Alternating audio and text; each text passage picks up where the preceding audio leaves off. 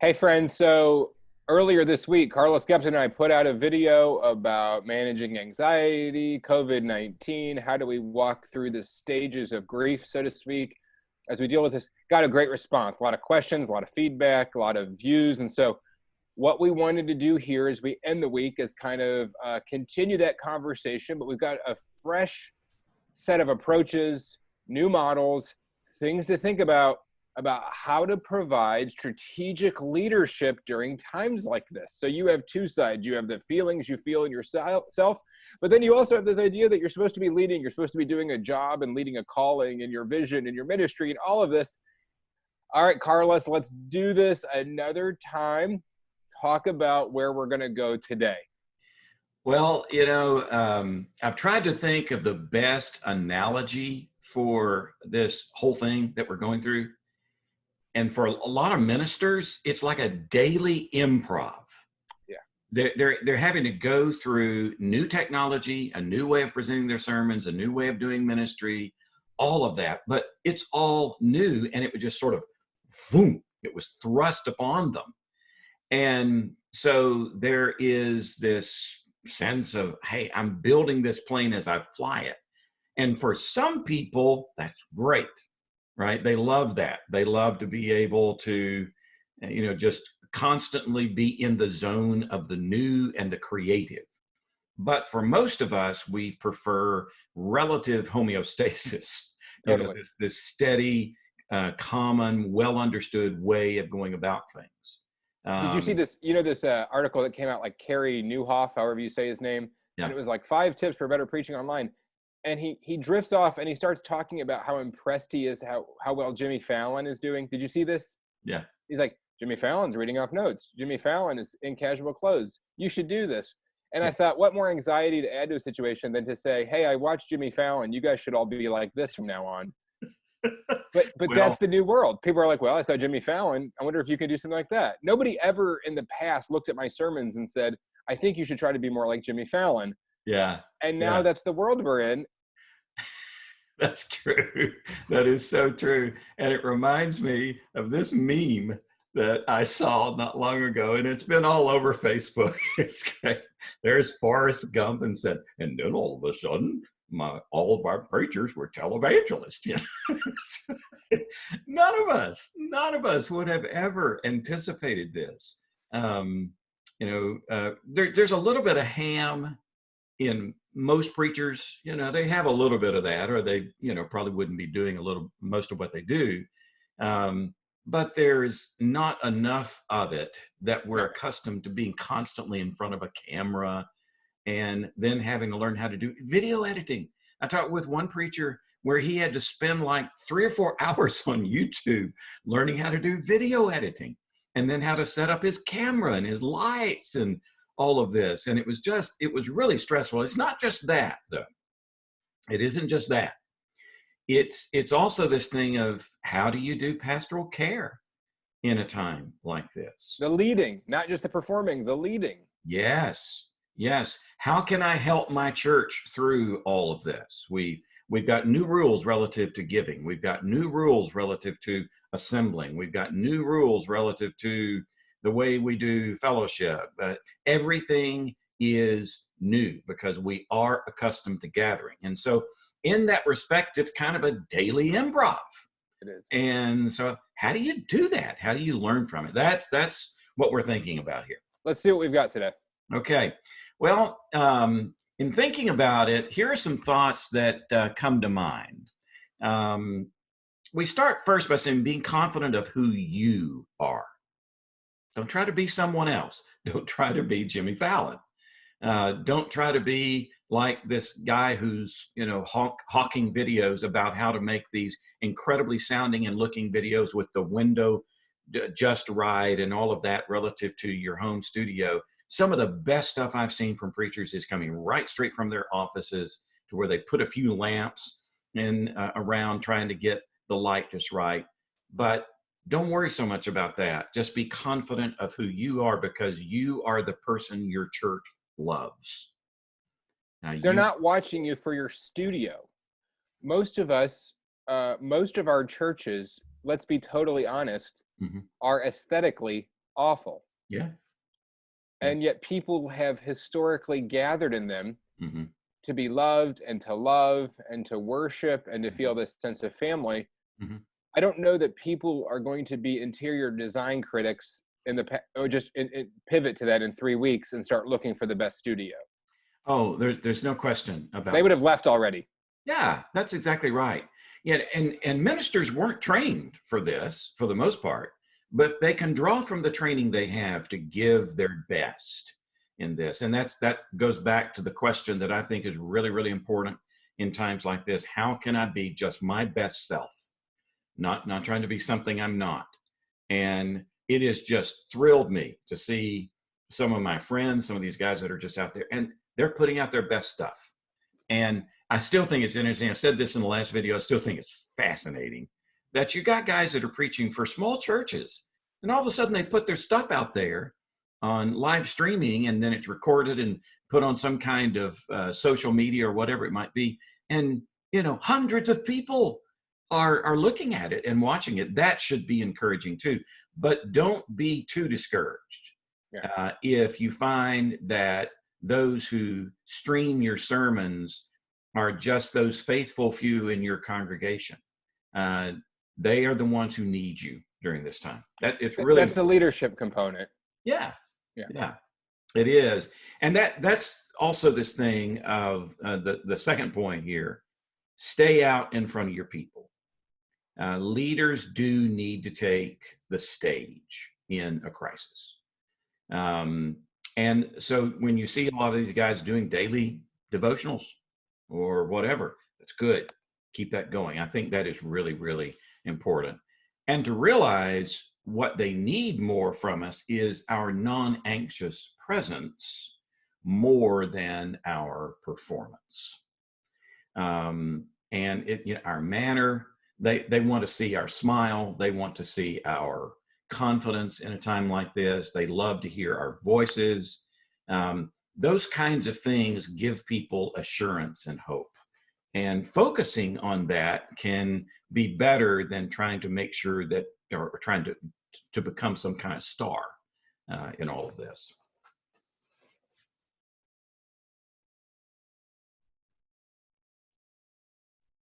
Oh, did you want me to say something? Oh, I mean, I agree. I agree with what you, you're Bob. I agreed with it. No, I thought it was good. No, it's interesting. I want to say this because I do think this is intriguing now that you're saying this, but I always thought when blogging was new, Yeah. I always found it interesting that people were like writing, ministers would get on and write for like everybody who didn't go to their church. Yes. And for people who didn't live in their community, and then they wondered why they were getting fired. Yeah. And they could often like go to this martyr, like, well, nobody was ready for me. But I always just thought it was really interesting. It's like, you were never writing for your people who actually were your, if we use the word tribe, the guy Jeff Goins who does this email called Tribe Writing and Tribe Writers. It's like when you publish, figure out, like, write to like the 10 people in the world who you actually think will read this. Yeah. Write specifically to them. Yeah. What are their needs? What are their interests? How do you connect with them? Yeah. And then you'll find your tribe will actually grow. I find that very interesting. And I think these videos are a parallel. But I thought early blogging, it was like nobody would write to their churches. We found we were in a Bible class, 60 people or something one time. This is like 2015. I said, how many of you are reading Twitter? I was asking them about Mark Driscoll. He was up in a bunch of heat and stuff going on. Right. About Mark Driscoll. And nobody had ever heard of Mark Driscoll. And these are people at like a Church of Christ you would anticipate some people would follow, kind of like leading Christian thinkers and stuff. Yeah. Nobody even knew who he was. Nobody really cared either. Yeah. And I thought it was intriguing, but if you got on Twitter, you would think that like every person in the world had a poster of Mark Driscoll in their office. And it just wasn't true. Right. And then all of these like bloggers and tweeters were going on talking about this stuff as if it was normal cultural currency. It wasn't. Right. It wasn't. Like there were really important, well-paid professional people in churches who didn't give a rip about this. Yeah. And I just think it's interesting if preachers and pastors are going on camera the same way they were blogging, thinking about their national reach and ignoring their people, then we're going to have, the U-Haul truck is going to show up in pretty soon, Well, and yes, and following up on that is this next point, and that is focus your content on the current need, and make sure that is the need of your people.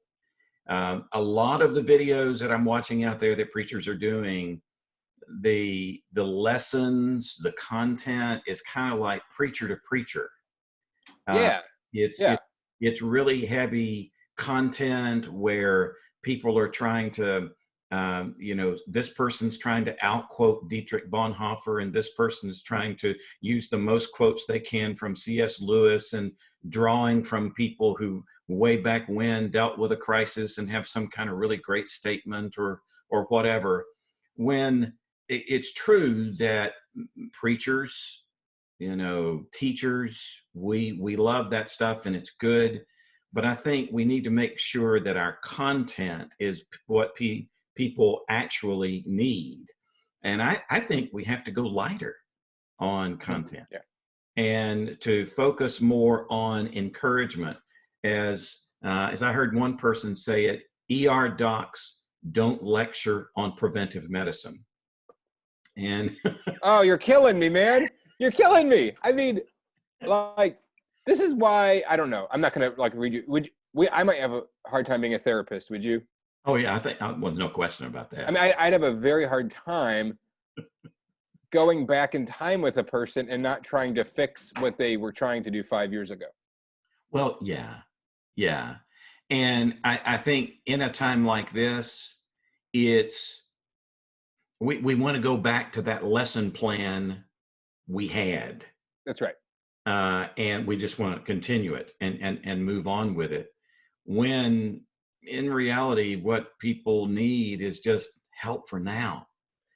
And if this continues and we're on into the summer or maybe in the fall before we have a true vaccine, and thus have enough real confidence that when we gather everything's okay, we could be doing this for several months. And going back to one of the models we talked about in our previous video, that you go from this fear place to growth, I think it will be popping back to fear occasionally on this. And let's understand that our people really truly are dealing with a crisis. So let's talk about, let's Yeah. do communication theory for a second. Yeah. The message and the medium, because I think this is playing into it. Mm-hmm. Is ministers and leaders are spending, they're in their house, they're quiet, they're with their office stack of books, and they're staring into a embedded camera in their computer. And so it's like this heavy intellectual place where they're used to doing Right. work. Right. And they're used to learning, thinking, producing. Mm-hmm. And they're producing messages or thought for the day or whatever. Yep. Obviously, that has leaned toward what you're talking about, towards maybe a little too heavy, a little too thoughtful, a little too intellectual. The medium that they're doing it in and the context they're doing it in screams that. However, what you're saying is tap the brakes. People actually need something radically different, arm around the shoulder, something they've experienced, small talk. They need a pep, they need comfort. Which is interesting, because but I think that all of us can kind of empathize with where a person is. You're sitting in your office, you're supposed to talk to your church. Obviously, you assume the posture of the teacher. That's true. It's a question of what do you teach? I have this rule of thumb that comes to mind for me of, for the most part, I mean, you got to be careful with always, but for the most part, speak encouragement, right perspective. If you speak encouragement, right perspective, everybody get that? Yeah, speak encouragement, right perspective. And, follow up with your lessons with some maybe heavier content, some slides, some handouts, or whatever that you may want your people to have, or maybe even a blog piece, and just let people know that's there. And many will go for that and they'll read it. But this is one of those times that people are either really, really busy or they're really, really bored. I mean, it's you sort of got those two, those two extremes. And the people who are really, really busy, they'll find time maybe to go through that heavy content, but what they need right now is just something to help them make it through every day. And then those who are bored, okay, well, you're giving them something, you're prompting them to be able to go to something that explains it in more detail, or perhaps provides some sort of meaning. That, normally we wouldn't do this. Normally we would have our Bible classes to where we present our information. There's Q&A, maybe even these big handouts and that sort of thing. But people have the mental and emotional space to deal with that then. We don't have as much space now as we used to. And what we need is relationship, encouragement, connection. I was real impressed with one preacher I've watched that he just gets in his car every day and goes for a drive. And he records himself while he's in the drive. He'll pass by one of the church members' homes and turn his camera to the home and wave at them, even if they're not there, and talk about something that's in their yard or whatever it might be.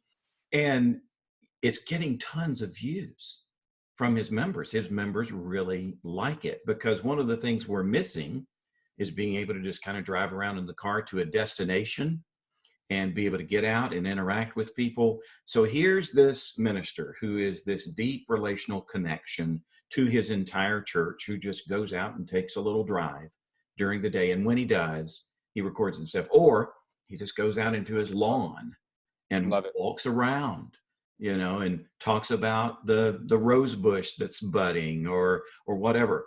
I think that's good. That's encouraging.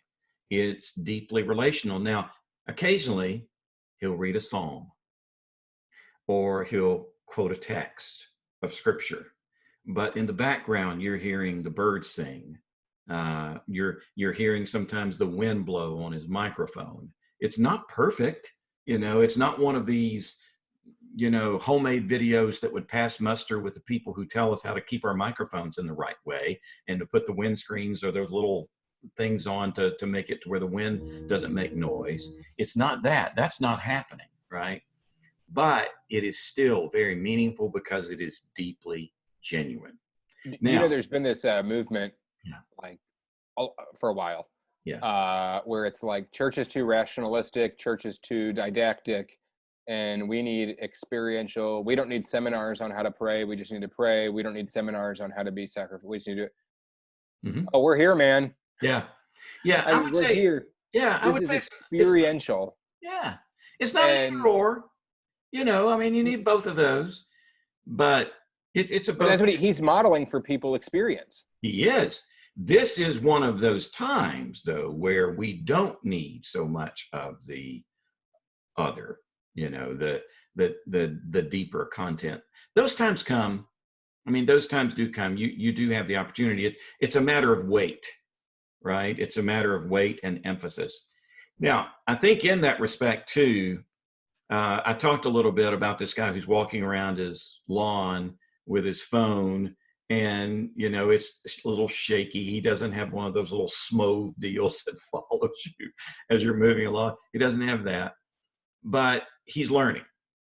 And I think keeping in mind the learning stages for ourselves, there's the old standard model that, and we can apply it to preachers in technology right now. The first model is you're unconsciously incompetent. You can't do those kinds of things with recordings and videos and kind of thing and so on, but you don't know you can't because you haven't been exposed.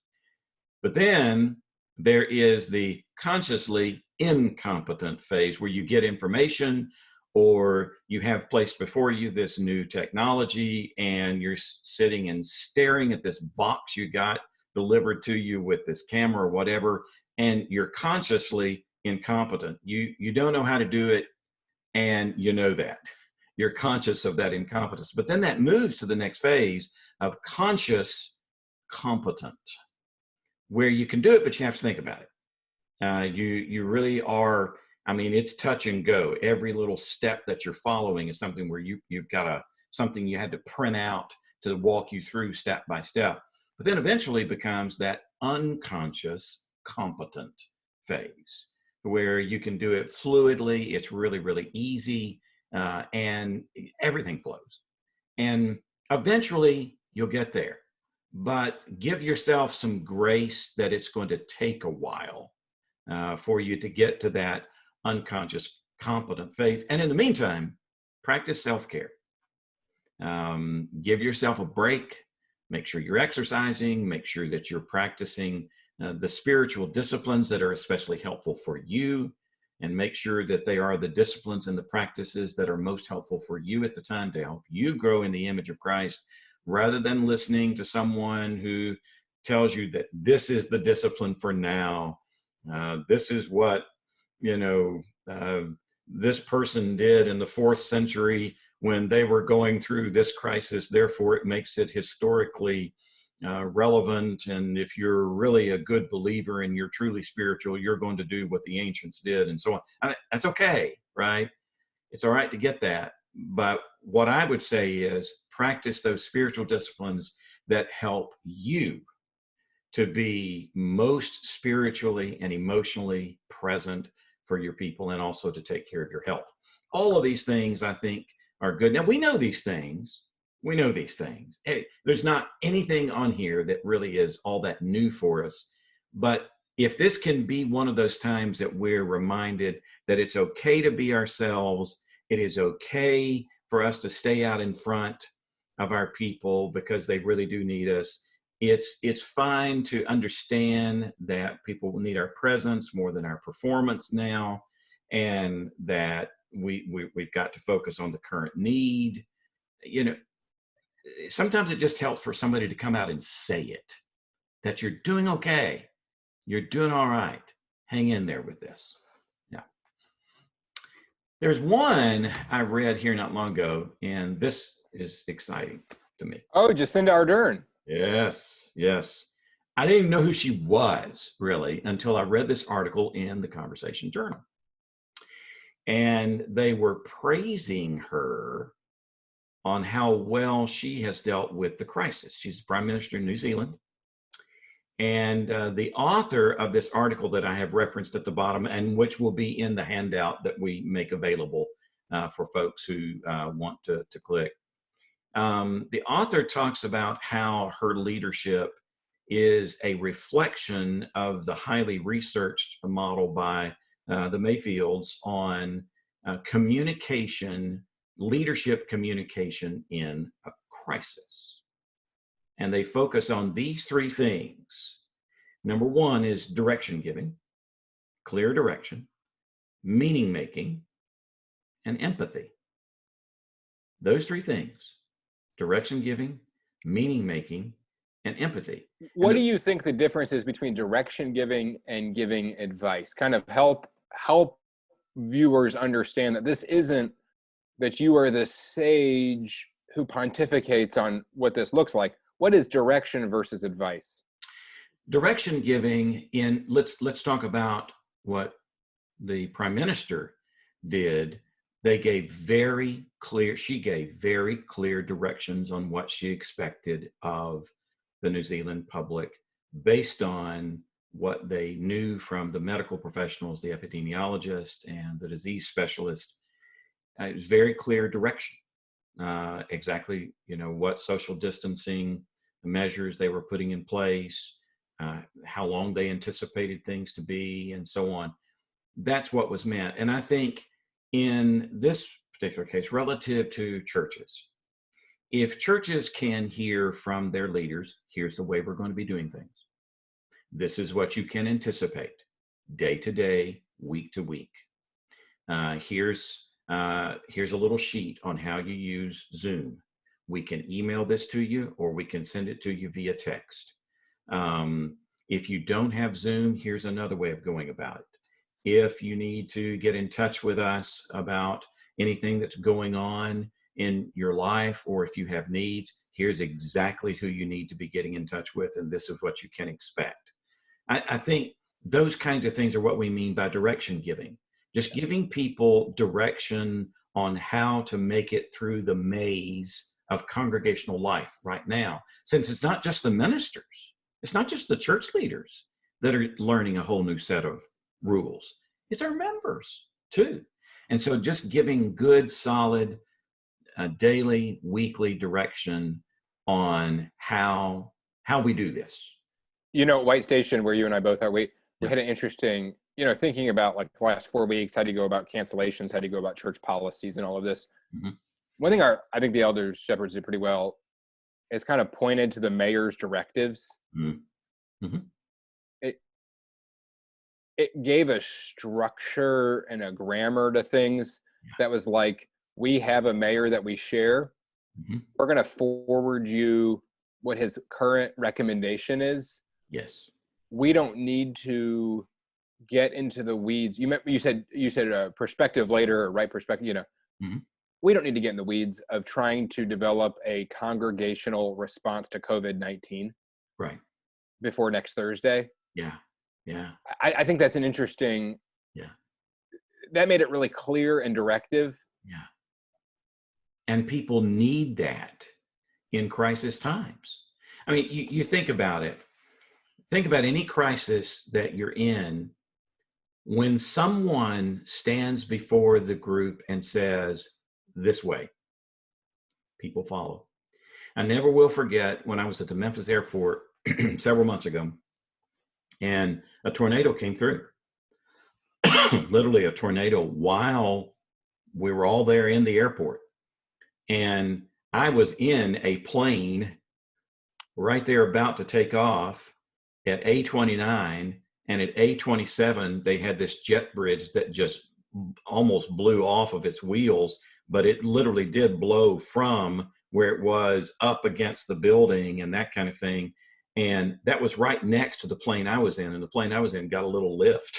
I mean, it was sitting still. You stayed on it? Yeah, I was on it. I was. Oh, there's no chance. You stuck with that flight? Oh yeah. Well, you know. Oh, there's no chance I'm staying on that plane. There's no chance. I would be off that thing so quickly. I would Uber to wherever I needed to go. Well, the thing was, I stayed with the flight, but the flight took off 2.5 hours later. We had to disembark, and this is the story. All of us had to disembark. Everybody who was on a flight that day had to disembark. And so here we were, all converging on the concourse there in the Memphis airport. But and these these security officers were trying to get our attention. I mean, they were trying so hard to get our attention. Finally, one of them stood up, and he had both the stature as well as the voice, right? He finally stood up right there on some kind of chair or table or whatever it was. He didn't have a bullhorn, but he raised his hand and he said, "Everybody listen to me." There we go. And everybody focused immediately. Well, in that crisis, I mean, you had hundreds of people milling around, right? He stood up and said, "Here's what we're going to do." And everybody did it.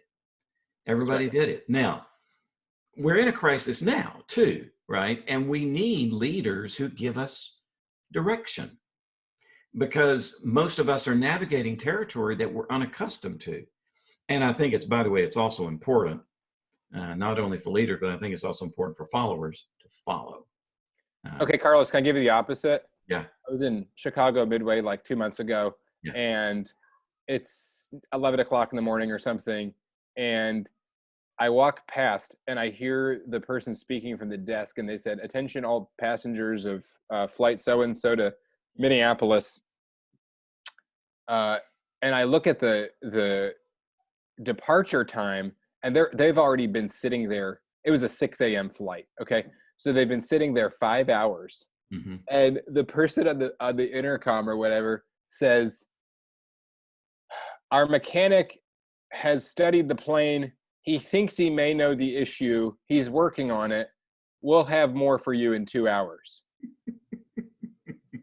And I thought, first of all, nobody wants to hear mechanic singular. Okay. Right. Like, no, you want to hear it like our team, has looked at the problem or whatever. And you want to hear a definitive word. Right. Right. Yeah. Now, I think it's true too that leaders have to recognize what they can say and what they can't. And I love William Bridges, the way he talks about this, that in times of transition and difficulty, leaders say what they can say and they give the direction they can give, but then they may even mention, here's what I wish I could say that I cannot say right now, but here's when I hope to be able to say it.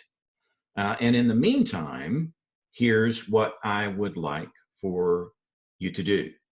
That's direction giving. Now, the second one is meaning making. And meaning making, for example, was when they stood up and gave all of the instructions to the people. I mean, it was a very well crafted series of statements, but there was plenty of opportunity for questions. There were plenty of opportunity for thoughtful responses. And that's where you give the meaning to things. That the directions are one thing, but then there are those times that people just need to have an opportunity to interact, to be able to ask questions. And for church leaders, in a lot of these cases, it's a matter of anticipating, maybe being able to put yourself in people's hearts and minds empathetically, which is the third one, to be able to anticipate the questions and the needs that they are having, and trying then to provide some sense of navigation and meaning in the crisis. So let's use social distances as an example here. So, Right. Number one, direction, you tell people no groups of 10 or more, keep 6 feet between, we'd love you to wear a mask. And people are like, what about this? What about this? What about this? Mm-hmm. Empathy and meaning making, I think, is where you got down to this notion of saying, and some policymakers had to get out in front and say this, but I would say that this response that I'm going to say happened more on a grassroots level, Mm-hmm. where they said, stop pretending or stop assuming that you might contact this. Start assuming you have this, Mm-hmm. and that you don't want to pass it to others. Right. Which is a way of being empathetic or whatever, in which it's like the issue is not, are you willing to take this and fight it yourself and get over it? The issue is that you may be a carrier and you don't want grandma to get this. And I think that the direction stage doesn't give time to flesh that out. Right. Because you're just like, hey, keep 6 feet and don't come out of the house. Mm-hmm. Yes. I think it did require some question and answer, some give and take to help people own, I might be asymptomatic, mm-hmm. be a carrier, mm-hmm. and there might be people in my life who are vulnerable that I don't want to kill. Right. Right. Well, and in that respect, for example, early on in this crisis relative to congregational life, people were saying, why are they telling us we can't get together and worship? Couldn't we get together and worship and stay distant from each other? What does this mean about how faithful we are or aren't to our directive from God to be able to come together? How are we going to, what does this do to our fellowship? How are we going to engage with each other? How are we going to have communion? And being able to help people through that maze, and just helping people find a simple, new normal where they are, and then providing encouragement and grace and the messages from Scripture that help them to be able to find meaning in this time. And honestly, most of that goes from day to day. And that points to the empathy too. In her particular case, she communicated how much she cared about the people and how she could identify with what families were going through who couldn't be there to grieve the loss of their loved ones because people weren't able to have funerals the way they normally did, that births were different, that the weddings were having to be called off and so on. And she identified with that and helped the people to know that she was there with them. And I think that's true too for us as church leaders and ministers, helping them to understand we know what you're going through. We understand this. and maybe even being able to occasionally, in the announcements that we give, to talk about some of the heartwarming good things that are still happening among the people. But I loved these three things of direction giving and meaning making and empathy. I thought they were just beautiful. And by the way, they're in this article in the conversation blog that is linked here on the bottom of this slide and that will be included in the handout that we provide. Yeah, good things to think about there. And it makes it really nice, kind of packageable and easy for leaders. All right, let's talk more about this. Well, how do you learn from the daily improv? I want to walk through very quickly two models because we're doing new stuff all the time. We're doing new stuff all the time. And if we really want to learn from it, I think there are two models that can be really helpful. The one is what I call just the win short debrief. And win stands for what went well, what needs to be improved, what am I going to do differently next time, or what if. It's just quick. I mean, it's a real easy deal. When you finish recording a lesson, when you finish going through a dialogue that you're having among you and one of your elders in the church and you're recording it, when you go through pre-recording a worship assembly or songs or whatever, just stop real quickly after it's all done and say, what went well? What needs to be improved? What am I going to do differently next time? Or what if? Now, that's the short model of reflective practice. There's another model of reflective practice that I think is good for occasional practice. Obviously, it requires more long-term thought, but it also helps us to deal with the feelings that. Can I speak to the earlier one? Yeah. Mm-hmm. Relative to online worship experiences, because I'm planning one of these every week right now. And I do think it's really important somehow as a leader, when you're talking with people who are planning these, to say, let's say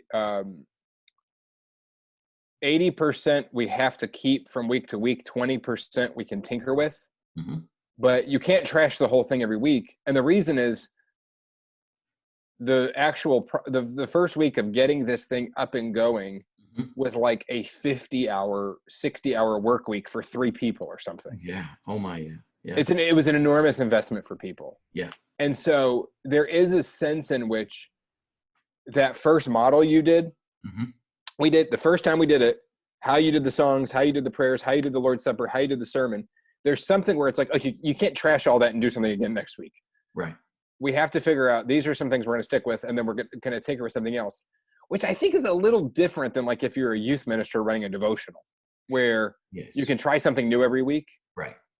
We actually do have a crazy limitation right now, since you're dealing with software and cameras and green screens and all of this stuff. Yeah. That there is this idea that like there has to be like, this is good enough. This is good enough. And we can tinker a little bit. I just think that's interesting. Yeah. I don't feel that way about everything in ministry, but for these live assemblies, like you have to have everything ready by Thursday or Friday. We can't just criticize them. You and I understand, like, people can sit around and criticize a worship service for hours and hours and hours and tinker and tinker and tinker. Yeah. We can't do that right now. And it's not because we're traditionalists. Right. We just don't have the time. No. Yeah. Well, I think this short debrief model can be really helpful. And honestly, this short debrief model doesn't take long. And you focus on what went well. You focus on what needs to be improved, what do you do differently next time. But and I agree with you. I think that the changes we make from week to week are going to have to be relatively minor, and understanding some of it may just simply be, oh, okay, maybe we need a new lamp behind us. Let's just get a little lamp back there to make the lighting a little better, make it easier to look at, or maybe we need to adjust the time on this. Those kinds of things can be done without you having to reinvent your technology from week to week. This is not the time for perfectionism. No. It isn't that. No. Perfectionism will keep you from getting material out there, doing things that your people need you to do, and to be. It's just like my friend that I talked about who, just picked up his phone, went out and drove in his car, decided to put it out there, and lo and behold, people were encouraged by it. Right. And it wasn't professionally done, just like this right here. This is not being professionally done. Come And, we meet a minute or two or so before we do it and just try to have conversations. Oh, we had huge rehearsals. We had all kinds of production meetings. We have a crew. Hey guys. This is the crew right here. And this little mouse.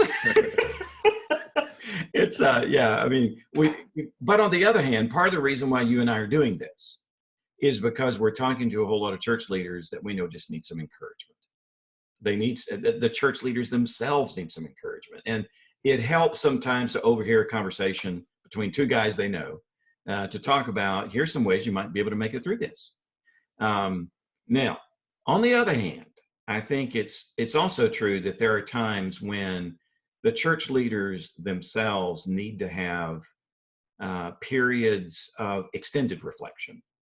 I mean, it's not going to be often. You're not going to have a lot of time for this. But occasionally, it's very, very helpful. Now, there are lots of spiritual practices that are really, really helpful here. What I'm talking about here is more of a practitioner's way of being able to lean into what you're learning and to go to more than just a competence level, but go to a feelings level. And it's called reflective practice. And one of the models that has had a lot of staying power in reflective practice is Gibbs' full structure developmental debrief. And I'm just going to quickly walk through this. And by the way, for those of you who are wondering whether Bob and I have all of this in memory, no, here are my notes. And it's the same thing that's on the slide. And so occasionally, if you see me looking down, I'm actually looking at my notes here. Say that phrase about Gibbs again. Gibbs. Yeah, it's the Gibbs full structure developmental debrief. That's the most Guptonian phrase I've ever heard. Yeah, right. It is. But it's up on screen too. It's right here. See the Gibbs full structure. Anyway, it's a great model. I mean, it really is a great model. I teach it in field education as well as in other times. It's where you have these 6 stages you walk through, especially if you've had an incident or something happening with you where you just really feel like you need to sit and process that. Or maybe it's just everything that's going on, and you need to stop and think to go to the feelings level yourself about some of this, and give yourself a little respite to be able to process what's happening with you as a person, right? We need that. Again, a lot of us don't have a whole lot of time to do this, but having a time or two where you do this kind of thing would be really helpful. Let me just briefly walk through all 6 right here in the Gibbs full structure developmental debrief, which, by the way, is described in the little Wikipedia article that I have referenced at the bottom. It's one of those cases where the Wikipedia article is incredible. Often. Yeah, that's right. I mean, that does happen. Number 1, description. A description of the event. What happened? Describe the event itself. Think of the classic who, what, when, where, how, and why. But then secondly, for you to think about your actual feelings in that event. What were you feeling? What was going on? And to be as specific as you can and to name real feelings. And in that respect, there's this little deal called a feelings wheel. My goodness, Well, what is this? Yeah. This is like the chart of the elements wrapped around a circle. What is going on here? Well, this is emotional chemistry that we're talking about. Unbelievable. Right? That's part of the reason why it needs to look like the table of elements or whatever. But if you just Google feelings wheel, you'll find some really good ones. And this is just one. I know people can't see what this is necessarily, but most of us can label a feeling like, well, I'm angry, or I'm disgusted, or I'm sad, or I'm happy, or whatever.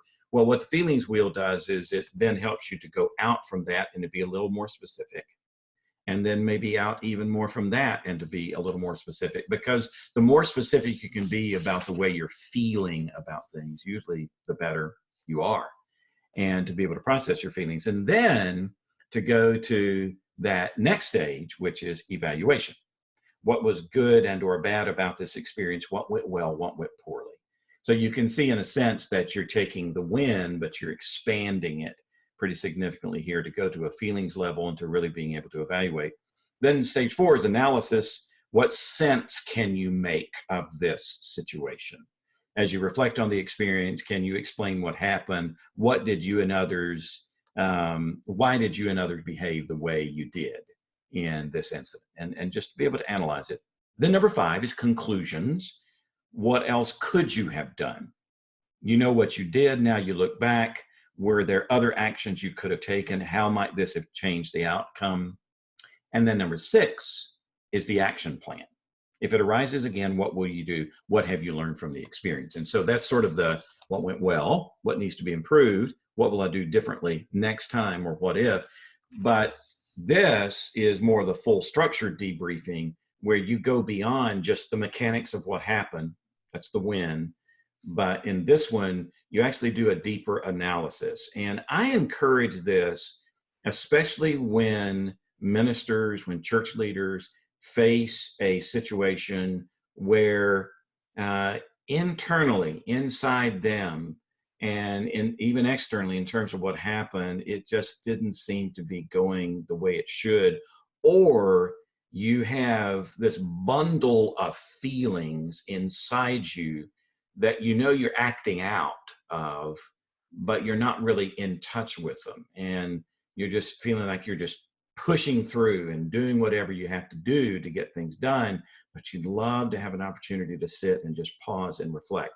This model with a pen and paper in hand is very, very helpful. So in the daily improv, which is what we're in now, where we're having to build this plane as we fly it, remembering those things that we talked about on the front end, thinking about Jacinda Ardern and her, direction giving and meaning making and empathy, but then being able to have some way of debriefing your events and the things that you're doing from day to day can be really, really helpful. So, yeah, and I think that a few things that kind of come to mind. Most people are going to be pretty generous to their church leaders right now, because I do think most people realize this is really hard. Right. I don't think people are going to be as critical, for example, of our sermons as they might be normally. I think people are going to give you some latitude. The question I have for leadership isn't whether or not people are critical, which is way too often in church, as you know. Like we measure things whether or not are people criticizing me or not. Right. I think the question is whether or not people are growing, whether or not people are coping, whether or not people are maturing, and whether or not people are staying involved. Mm-hmm. It's more of a real concern. How people perceive the minister right now is not, in my opinion, the number one thing. No, it is not. And so I think you're right. We got to figure out how we can help people, walk with people, lead in a healthy way. Because you'd hate for somebody to be like, oh yeah, my church is doing fine. They put up some Facebook posts, the live stream service looks fine, but I've kind of checked out spiritually. So this is giving us actually maybe some real thoughts about things we tend to ignore when we have real services. Yeah. Because we tend to associate attendance with faithfulness. Yeah. Since we can't do that now, maybe we're really exploring some really good issues. Yeah. Well, I hope this is helpful to folks as they think about not only their own functioning as leaders, but they also think about the outcome of their leadership in those who are being led. Yep. And being able to actually reflect on that through these means can be really helpful. So, man, Bob, thanks for joining me in this conversation. And yeah, this was fun today. This is a little shorter than Tuesday, but it's all good. So we didn't quite take our hour today, but hope everyone has a good Friday. Hope everyone has a blessed Easter weekend. And usually we would say, hopefully you have time to spend with your family. We think most of you are probably getting way more time with your family than you anticipated, but probably too much distance from some others you'd like to see. Yeah. And so everybody have a great Easter weekend. Carlus, have a great Easter weekend. Thank you, Bob, and you too. Yeah. Take care. All right. See ya.